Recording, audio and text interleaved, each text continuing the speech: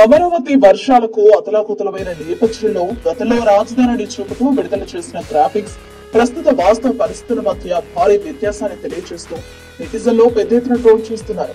కృష్ణా నదికి సమీపంలో ముంపునకు గురయ్యే ప్రాంతంలో రాజధాని నిర్మాణంపై గతంలో వచ్చిన విమర్శలు ఇప్పుడు ఈ ట్రోలింగ్లకు మరింత ఆజ్యం పోస్తున్నాయి. వేల కోట్లు ఖర్చు చేసి నిర్మిస్తున్న రాజధాని వరద నీటిలో మునగడంపై నెటిజన్లు తీవ్ర స్థాయిలో మండిపడుతున్నారు. గత తెలుగుదేశం ప్రభుత్వం, ముఖ్యంగా అప్పటి ముఖ్యమంత్రి చంద్రబాబు నాయుడు అమరావతిని ప్రపంచ స్థాయి నగరంగా అద్భుతమైన నిర్మాణాలతో తీర్చిదిద్దినట్లు గ్రాఫిక్స్ రూపంలో విస్తృతంగా ప్రచారం చేస్తుంది. ఈ గ్రాఫిక్స్ లో ఎత్తైన భవనాలు, విశాలమైన రోడ్లు, అత్యాధునిక వస్తువులు చూపులను ఆకట్టుకునేలా ఉండేవి. అయితే తర్వాత అమరావతి ప్రాంతంలో కురిసిన భారీ వర్షాలు, కృష్ణా నదికి వచ్చిన వరదల కారణంగా అనేక లోతట్టు ప్రాంతాలు జలమయమయ్యాయి. నిర్మాణంలో ఉన్న కొన్ని ప్రాంతాలు కూడా నీట మునిగిన దృశ్యాలు సోషల్ మీడియాలో వైరల్ అయ్యాయి. ఈ నేపథ్యంలో గతంలో విడుదలైన ఆకర్షణీయమైన అమరావతి గ్రాఫిక్స్ ను, వరద నీటితో నిండిపోయిన దృశ్యాలను పక్కపక్కన పెడుతూ నెటిజన్లు ట్రోల్ వీడియోలు, మీమ్స్ ను సృష్టిస్తున్నారు. గ్రాఫిక్స్ లో అమరావతి ఇలా ఉంటుంది, రియాలిటీలో ఇలా ఉంది చూడండి అంటూ వ్యంగ్యాస్త్రాలు సంధిస్తున్నారు.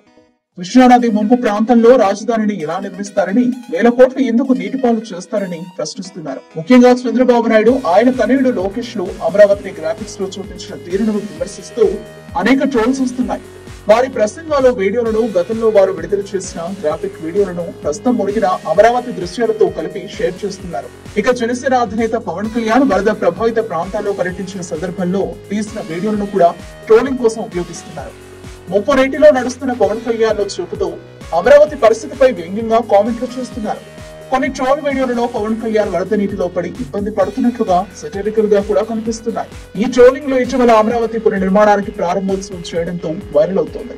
ఇది కేవలం వినోదం కోసమే కాకుండా అమరావతి నిర్మాణ స్థలంపై, ప్రాజెక్టు అమలు తీరుపై ప్రజల్లో ఉన్న అసంతృప్తిని, ఆగ్రహాన్ని కూడా తెలియజేస్తున్నాయి. సహజ సిద్ధమైన ముంపు ప్రాంతంలో రాజధానిని నిర్మించడం ఎంతవరకు సమంజసం అనే ప్రశ్నను ఈ వరదలు మరోసారి తెరపైకి తెచ్చాయి. ప్రభుత్వాలు మారినా అమరావతి భవితవ్యంపై సందిగ్ధత కొనసాగుతున్న తరుణంలో తాజా వరదలు నెటిజన్లకు ట్రోల్ చేయడానికి సరికొత్త ఆయుధాన్ని అందించాలని చెప్పవచ్చు. ప్రస్తుతం సోషల్ మీడియాలో ఈ ట్రోల్ వీడియోలు, మీమ్స్ విపరీతంగా వైరల్ అవుతూ రాజకీయ వర్గాల్లో చర్చనీయాంశంగా మారాయి.